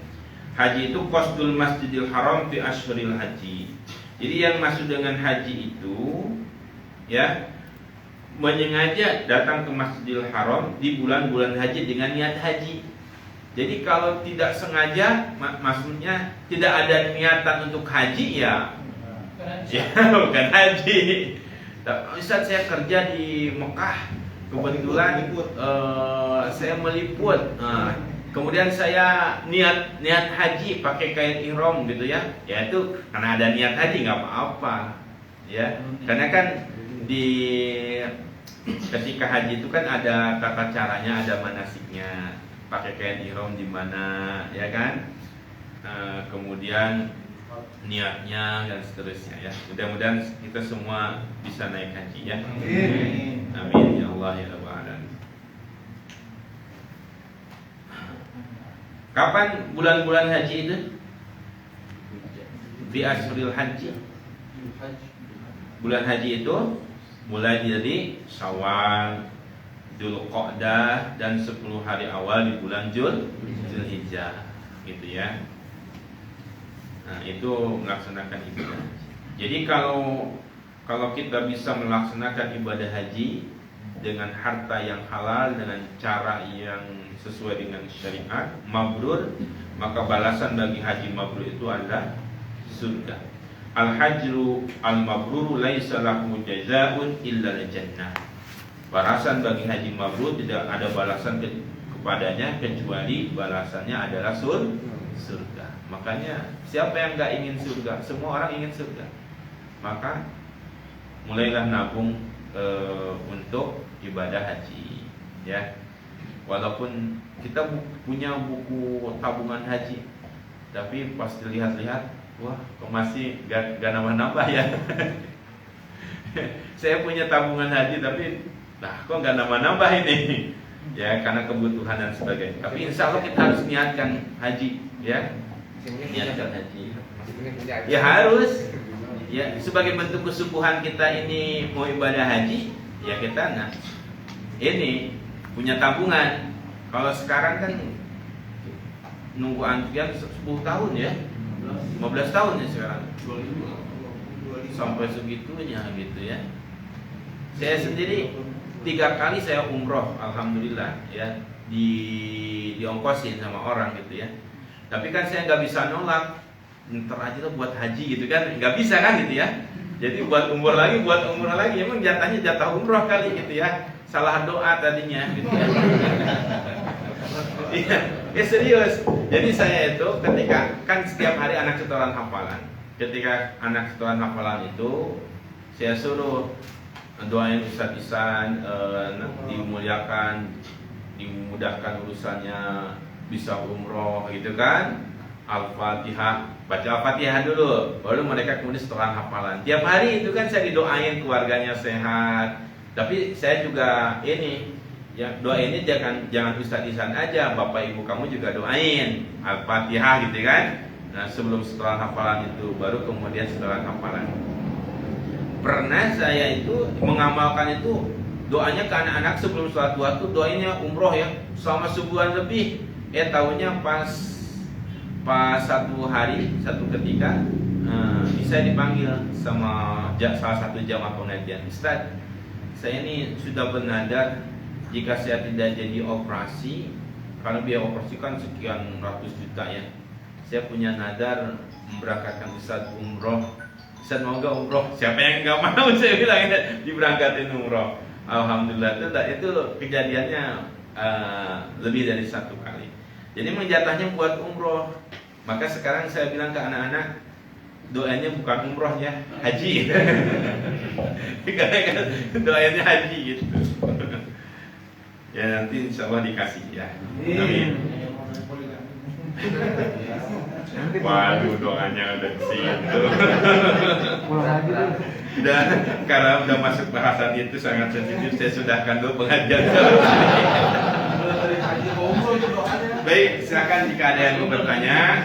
Ya, sebagai pengantar tidak saya tampilkan semua, mengingat waktu supaya lebih komunikatif, lebih mengena sesuai dengan kebutuhan sahabat semuanya. Dan demikian pengantar dari saya. Assalamualaikum warahmatullahi wabarakatuh. Waalaikumsalam warahmatullahi wabarakatuh. Jazakallahu khair, barakallahu fiik kepada Ustaz Ihsan. Teman-teman, tafadhol untuk bertanya. Beruntung kita ada Ustaz Ihsan di sini dan kita manfaatkan untuk bertanya berkaitan dengan kitab Al-Wafi tadi, ya, syarah hadis Arba'in An-Nawawi berkaitan dengan arkanul Islam atau hadis-hadis lain yang tadi disampaikan yang berkaitan dengan ibadah kita sehari-hari atau hal-hal yang mungkin selama ini belum kita laksanakan. Apa dong teman-teman? Kalau hal-hal yang lain boleh? Enggak, Waalaikumsalam. Apabila kita tanpa kita sadari kita melakukan hal-hal yang bisa mengeluarkan kita dari keimanan keislaman, itu sahadatnya harus seperti mualaf yang ada saksi atau kita cukup sendiri atau gimana? Seperti dalam sholat tahiyat gitu. Gimana? Saya tadi dulu. Jawab dulu apa ya? Iya, tampung dulu. Tampung dulu. Silakan Buat haji. Ditampung dulu buat haji ya. yang di belakang. Masya Allah, Syekh Kamil. Saya Masya Arif. Allah. Ustaz Arif. Arif. Ustaz Arif depan, Ustaz Arif. Iya. Saya gemeter kalau di Ustaz Arif. Ini kalau poligami bahasa lebih tepat beliau. Belum ada? Saya nanya lagi deh. Oh iya, boleh deh. Kan bahasa. Jadi pertanyaan yang kedua menghapus pertanyaan yang pertama. Jakat. Apa hukumnya kita ngasih uang ke pengemis atau peminat negara? Soalnya kan banyak dalil, banyak pendapat gitu. Kadang-kadang ada keraguan, kadang kasihan juga gitu kan kita kasih gitu. bisa dijelaskan. Terima kasih. Oh iya. Mungkin dulu Ustaz. Oke. Bismillahirrahmanirrahim. Saya mulai dari pertanyaan yang kedua. Jadi memang harus dibedakan. Nanti ada istilahnya itu ada infak, ada sodakoh, ada zakat. Kan begitu ya? Istilah infak itu lebih umum. Infak itu secara makna lugawi, makna bahasa itu artinya adalah membelanjakan. Membelanjakan harta itu namanya infak. Ketika membelanjakan bisa jadi membelanjakan untuk kebaikan, bisa jadi membelanjakan untuk keburukan. Itu istilahnya istilah infak. Jadi tasarruf harta itu namanya infak. Kalau orang-orang ahli maksiat yang fasik, orang kafir kan mereka menginfakkan hartanya untuk memerangi Rasulullah misalkan gitu ya, kan itu ada istilah infaknya. Ya. Dan kita pun ya diminta untuk membelanjakan seluruh harta kita ini dalam rangka untuk membela agama Allah. Jadi infak itu maknanya adalah membelanjakan harta. Ya. Nah, infak ini nanti ada infak yang hukumnya wajib, ada infak yang hukumnya sunnah. Infak yang hukumnya wajib ini ya contohnya adalah zakat. Zakat itu termasuk infak yang kategorinya wajib. Jika sudah haul, sudah nisab, maka wajib. Nah, zakat ini bahasanya disebut dengan termasuk pada infak yang kategorinya wajib. Diberikan kepada asnaf 8 asnaf ya setelah memenuhi syarat dan rukunnya, haul dan nisabnya gitu ya. Ada infak yang hukumnya sunnah. Nah, infak yang hukumnya sunnah tentu setelah yang wajib selesai. Setelah yang wajib selesai seperti misalkan apa istilahnya itu, infak yang sunnah itu membantu tetangga yang membutuhkan, atau termasuk membantu kepada orang yang meminta kepada bantuan pada kita kasih, atau itu intinya infak yang bukan kategori wajib. Nafkah juga kan termasuk kategori infak yang wajib.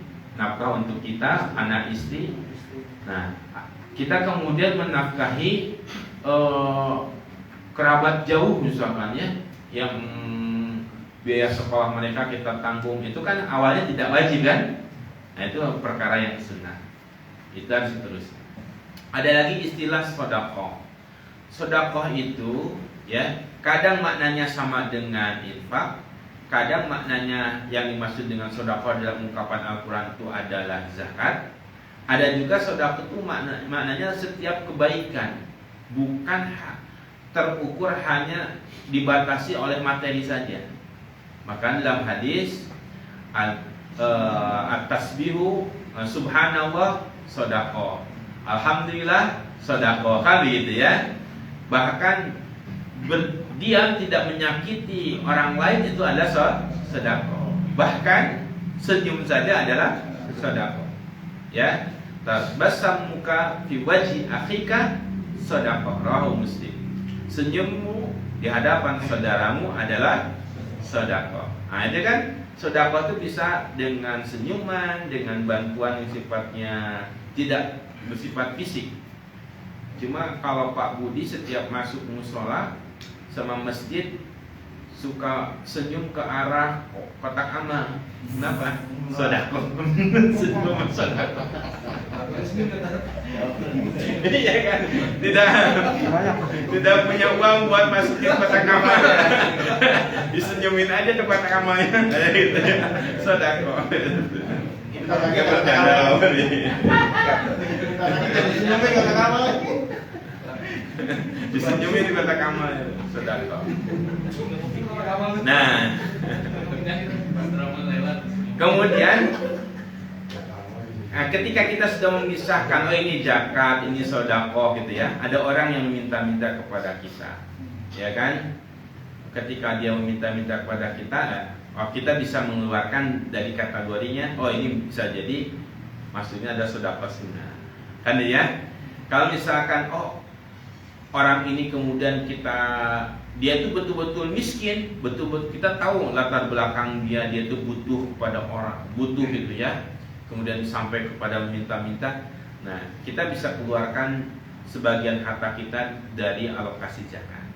Keluarkan. Kan gitu ya. Jika kemudian kita tidak tahu orang ini kategorinya 8 asnaf atau tidak, yang jelas dia tuh minta-minta. Nah, ya kita keluarkan dari alokasi sedekah yang tadi itu. Kalau kita nggak punya uang, minimal senyuman, jangan hadipnya, basah lu minta-minta aja bisanya nggak? Ya, ngasih uang kagak, ngomelin dia, kurang ajar lu, gitu ya. Ya minimal kita kasih nasihat, doain, atau kita punya makanan kasih makanan. Jangan kalah sama supir truk nggak punya uang, dia sama tukang parkir ngasih rokok gitu ya. Masa kita nggak punya uang, nggak ngasih apa-apa kan gitu ya. Nah, jadi kasih ke saudara. Kalaupun ada ya kita kasih. Ustaz kan ada perdanya, jika mengasih ke pengemis bisa kena pasal dan macam-macam gitu ya. Nah, perda pun ini dia tidak jadi solusi kan gitu ya. Masalah sosial ini merupakan masalah atas perkara yang lebih besar begitu. Oke, itu nanti dibahas dalam hal-hal yang lebih sifatnya khusus. Nah, jika sekiranya apa yang kita berikan itu mengantarkan seseorang itu pada sifat malas, padahal dia itu mampu bekerja, kalau dikasih itu sampai malas, ya kita ngasih sedekahnya dalam jalan berupa materi, kasih nasihat, kasih apa istilahnya itu ide, dengan cara-cara yang baik. Ketika dia di tempat yang tersembunyi, kita kasih nasihat, kita punya kelebihan uang, udah kita kasih gitu ya. Tapi kalau misalkan kita kan tidak tahu ya, orang tersebut benar-benar butuh karena terpaksa atau karena profesi. Karena ada orang pengemis itu yang dia meminta-minta, ternyata di rumahnya punya rumah 3, isinya pun lebih dari 1. Ada. Iya, ada itu. Dan kita kan tidak seudon. Masa kita mau tanya kamu mengemis rumahnya berapa? Isinya ada berapa? Enggak bisa kan gitu ya. Ngasih gope. Ya. Jadi, dan sebaik-baiknya pemberian adalah kepada orang yang fakir, yang miskin, yang dia tidak meminta-minta. Ya. Jadi ketika kita memberi sesuatu kepada orang yang fakir miskin dan dia sebetulnya butuh, tapi dia menjaga ifah, menjaga kesucian dirinya, kehormatan dirinya, dan dia qanaah atas pemberian Allah, betul sebetulnya dia butuh gitu ya, tapi dia nggak minta-minta. Kemudian pacah yang ngasih, semua meneteskan air matanya itu menggetarkan arasy Allah Subhanahu wa taala. Dan itu adalah sebaik-baiknya pemberian. Ya, orang-orang yang miskin itu adalah orang-orang yang menahan dirinya untuk meminta-minta. Dan sebaik-baiknya orang kaya itu adalah orang kaya yang tidak perlu diminta, dia ngasih. Jadi orang kayanya harus diminta dulu, orang miskin. Kenapa orang miskin pada minta-minta? Karena orang kayanya perlu diminta. Gitu, ya harus diminta dulu. Makanya harus balance begitu, ya. Nah, jadi sekiranya pemberian itu bisa mengantarkan pada kemalasan, nah maka al-wasilatul ilal haram bahwa muharram tadi. Perkara yang bisa mengantar pada keharaman, maka ngasihnya bisa jadi haram. Tapi kita bisa ngasih ya berupa nasihat, bisa berupa ide, pandangan, arahan, dan begitu ya. Dengan cara-cara sedekah dalam bentuk yang lain, begitu. Nah, sekiranya orang tersebut memang betul-betul butuh gitu ya, kasih. Ya, kalau misalkan gini, saya pernah ada orang yang ngamen di bis, ya. Ngamennya itu penuh dengan teror. Saya itu kan lagi ngantuk begitu ya, lagi ngantuk gitu. Nah saya baru pulang dari Nusa Kambangan, banyak ada yang ngambil modelnya seperti itu. Pernah ada yang ngalamin nggak? Saya bahasanya susah membahasakannya dengan bahasa-bahasa yang teror seperti itu. Saya kan betul-betul ngantuk. Pas dia datang ke tempat saya tuh, dia gini, jangan pura-pura tidur. Akhirnya apa? Siapa yang pura-pura tidur? Akhirnya saya berdiri itu karena kaget juga digituin itu ya. Akhirnya apa? Yang tadi yang jadinya apa? Penumpang yang lain juga takut. Ketika saya berdiri ya ikut ngelawan juga. Akhirnya dia yang diturunin sama supir kan begitu ya.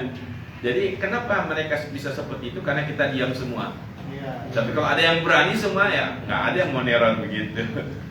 Nah, kadang-kadang saya nggak ngasih kalau seperti itu. Tapi kalau misalkan dia ngamen gitu ya. Dan saya berpikir, oh dia itu makhluk Allah Subhanahu wa Ta'ala. Dia itu makhluk Allah itu yang butuh makan. Gitu ya. Akhirnya saya bilang gini, Bang, salawatan bang, biar adem. Dia baca salawat. Salatullah. Dan setato-tatonya tukang ngamen kalau salawat enak. Ini suaranya enak itu ya. Akhirnya saya bilang satu selawat 10.000. Ya akhirnya dia 5 kali selawat 50.000. Ya udah saya kasih aja 50.000. Sambil saya bilang biar barokah bang kemana-mana lagunya selawat. Nah, kasih nasihat tuh yang tanya lagu cinta lagu nasihat. Kasih itu. Pas perjalanan saya ke Sumedang, saya hanya ingin ngasih contoh cara ngasih gitu ya. Antum bisa menentukan ini dikasih atau tidak. Itu tahu realitas di lapangan. Pas saya ke Sumedang, perjalanan dari Lui Panjang naik elok ke Sumedang itu ada yang ngamen. Ngamennya itu isi syairnya itu mungkin syairnya itu tentang gereja tua, tapi dirubah menjadi masjid. Jadi isi syairnya itu mungkin terinspirasi dari lagu gereja tua. Jadi masjid yang sudah tua, hujan rintik-rintik sambil berpegangan tangan. Akhirnya saya kesannya tuh, ini masjid jadi tempat pacaran begitu kan? Iya kan gitu kesannya tuh. Enak sih. Akhirnya saya bilang, Bang, ini masjid kok jadi tempat pacaran? Akhirnya dia sebelum dia membantah, saya keluarin uang 50.000 tuh. Bang, selawatan aja, gitu kan? Jangan bawain lagu yang kesannya mesti jadi tempat pacaran, salawatannya. Akhirnya dia mau membantah jadi diam. Kenapa dikasih 50.000 sama saya? Maksudnya tuh. Jadi kita tuh ngasih, tapi ngasih inspirasi lagunya itu dirubah. Apa terbayang nggak sama Pak Cahya jika ada pengamen dikasih sama uang kita 50.000 atau 10.000, kemudian dia berkesan dia baca sholawat ini berkah, kemana-mana dia baca sholawat aja gitu kan, pahalanya mengalir ya Pak, pahalanya mengalir. Jadi kalau ada tukang ngamen, ya tugas kita itu adalah bukan menghakimi mereka, oh tidak boleh dikasih atau tidak, atau curiga mereka itu makan dijadiin apa yang kita kasih itu dibeliin aibon, menghirup aibon. Jangan sudon, mereka juga makhluk Allah, ada sisi baiknya kan begitu ya. Mereka adalah makhluk Allah yang perlu kita santuni kan begitu. Ya nyantuni anjing yang kehausannya dapat pahala, apalagi nyantuni manusia kan begitu. Nah, tugas kita adalah sambil nyantuni itu bukan membayar lagunya. Jika lagunya itu lagu yang haram, maka kita bayar nggak boleh kan gitu ya. Kan lagunya lagu cinta gitu kan. Jangan, tapi kita niatkan itu membayarnya itu ada. Kita ngasih itu sedekah itu sambil ngasih nasihat, Bang baca salawat dong, atau salawatan bang, biar adem. Dia baca salawat, kemudian kita kasih. Andaikan dia kemana-mana ngamennya salawatan, wah luar biasa. Kalau kita tidak kasih juga, khawatirnya ngamen nggak ada yang ngasih, nggak ada yang peduli. Kalau dia nyopet karena kita nggak kasih gimana? Kita juga harus mengapresiasi diri dia, orang tersebut. Dia meninggalkan profesi yang haram, nyopet jadi preman, lebih memilih nyanyi, kan gitu ya. Ada sisi positifnya itu, kita harus apresiasi juga. Maka kita arahkan, baca salawat bang, kita kasih, kan begitu. Jadi di lapangan Bapak, sahabat semua bisa melihat orang ini pantas dikasih atau tidak. Sekiranya dia melakukan hal yang tidak layak, ya kita kasih sedekah dalam bentuk yang lain atau kasih nasihat. Yang jelas mereka itu makhluk Allah yang perlu kita santuni. Ya, itu yang pertama. Terus yang kedua, yang pertanyaan yang tadi, Yang pertama, Sahadat. sahadat. apa sengaja? Kan begini, kalau kita tidak sengaja atau tidak sadar, cukup kita beristighfar dan tajdidu iman. Ya, jadi memperbaharui keimanan. Istighfar pun asyhadu an la ilaha illallah wa sallallahu alaihi wasallam. Raditu billahi rabba bil islamin. Jangan tiap hari kan gitu ya. Itu dalam rangka apa? Memperbaharui, terus menegaskan dan menguatkan keimanan kita. Karena kita khawatir mungkin ada perkara-perkara yang membuat kita ini lalai mengeluarkan diri kita dari keislaman atau apa. Kan gitu ya. Jadi seperti itu. Makanya juga harus husnudon ya kita. Misalkan gini. Saya pernah menghadiri satu pernikahan. Teman saya ini agak sedikit sensitif, gatal. Ini lama banget sih prosesi pernikahan. Harus ada baca syahadat dulu, ada istighfar dulu, gimana sih? Itu kan rukun nikah itu kan ada wali, ada yang pengantinnya gitu. Enggak usah baca syahadat, baca istighfar. Kelamaan. Saya bilang, itu amilnya tuh hati-hati.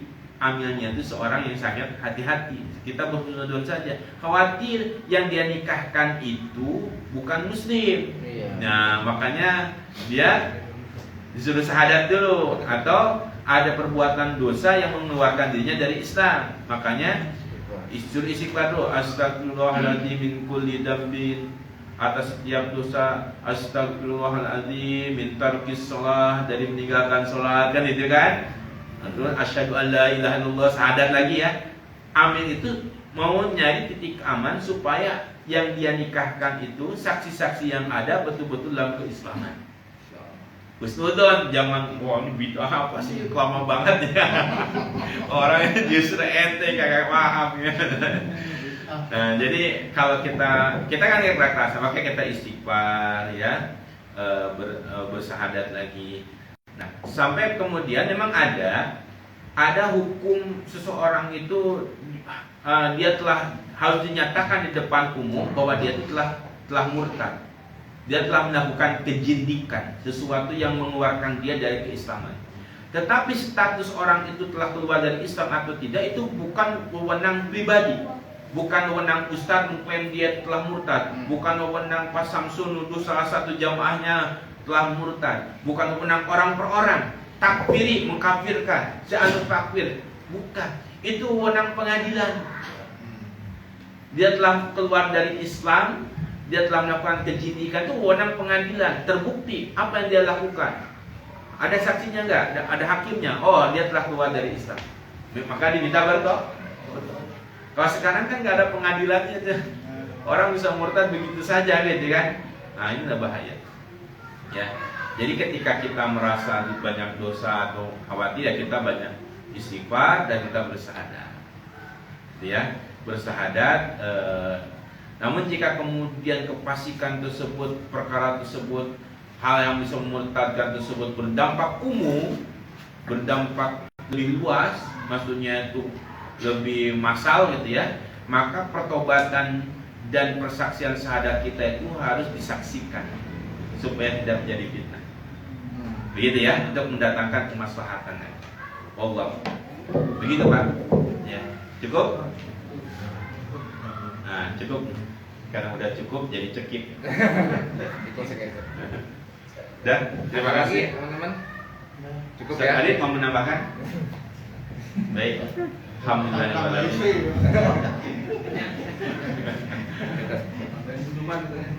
Kita tutup dengan doa. Allahumma shalli wa sallim ala sayyidina wa habibina wa syafiqina wa maulana Muhammad sallallahu alaihi wa ta'ala wa ashabi sayyidina rasulillahi ajma'in amin. Hamdan syakirin hamdan na'imin hamdan yuwafi ni'amahu yukafi'u majidah Ya Rabbana lakal hamdu kama yanbaghi li jalali wajhikal karim wa azimi sultanik. Allahumma salli ala sayyidina Muhammad wa ala ali sayyidina Muhammad sahih wa yassir ma ta'asara. Allahumma ahyina bil iman, ya Allah, hidupkan kami dalam keimanan, wa amitna bil iman, wafatkan kami dengan membawa keimanan. Wa ansurna ma'al iman, tolonglah kami istiqomah memegang teguh keimanan. Allahumma ja'al dinana dina nabiyyina Muhammadin sallallahu alaihi wasallam, waj'al imanana imanan mu'minin, jadikan iman kami imannya orang-orang yang benar-benar beriman. Waj'al islamana islaman muslimin, jadikan Islam kami Islamnya orang-orang yang benar-benar berislam. Wa salatana salatal khashiin, jadikan salat kami salatnya orang-orang yang khusyuk. Wa qiyamana qiyamal khaifin, jadikan berdirinya kami berdirinya orang-orang yang takut kepadamu. Wa ruku'ana ruku'an mutawadiin, jadikan ruku' kami ruku'nya orang-orang yang tawadu, tidak bersombongan kepadamu. Wa sujudana sujudan mutadarriin, jadikan sujud kami sujudnya orang-orang yang tadarruk pengharapan atas anugerah dan pertolongan. Wa dzunubana dzunuban mustaghfirin, kami banyak khilaf dan dosa, ya Allah, jadikan kami orang yang bersimpuh bertobat di hadapan keluasan maghfirah-Mu. Wa niatana niatan mukhlisin, jadikan niat kami niatnya orang-orang yang ikhlas. Wa amalana amalan salihin, jadikan amal kami amalnya orang-orang yang beramal saleh. Wa amalana amalan dakwah li iqamati syariah lil Islam wal muslimin, jadikan amalan kami amalan dakwah untuk menegakkan Islam semata-mata demi kemuliaan Islam dan kaum muslimin. Wa hayatana hayatal ulama, jadikan hidup kami hidupnya orang alim yang berilmu. Wa mautana mautas syuhada, wafatan kami dalam keadaan syahid di jalan. Wahsyurna fi zumratil awliya, kumpulkan kami bersama orang-orang saleh yang senantiasa menjadi kekasih-Mu. Wa adkhilnal jannata ma'al anbiya wa rasulah, masukkan kami ke surga bersama para nabi dan utusan. Rabbana atina fid dunya hasanah wa fil akhirati hasanah wa qina adzabannar. Subhana rabbika rabbil izzati amma yasifun, wassalamun alal mursalin, walhamdulillahi rabbil alamin. Assalamualaikum warahmatullahi wabarakatuh. Sekali lagi jazakallahu khairan barakallahu fikum Ustaz Ihsan. Baiklah teman-teman, sekali lagi kami ucapkan terima kasih atas kehadirannya. Sampai ketemu kajian sabtu depan, insyaallah amal yang kita amalkan dari ilmu yang didapat dari Ustaz Ihsan menjadi pahala jariah buat Ustaz Ihsan dan keluarga. Amin. Amin. Amin. Dari kami, dari pengurus RT 1453, mohon maaf jika ada kekurangan dan kesalahan yang benar datang dari Allah. Taufik wa hidayah wa ridho wa hidayah. Assalamualaikum warahmatullahi wabarakatuh.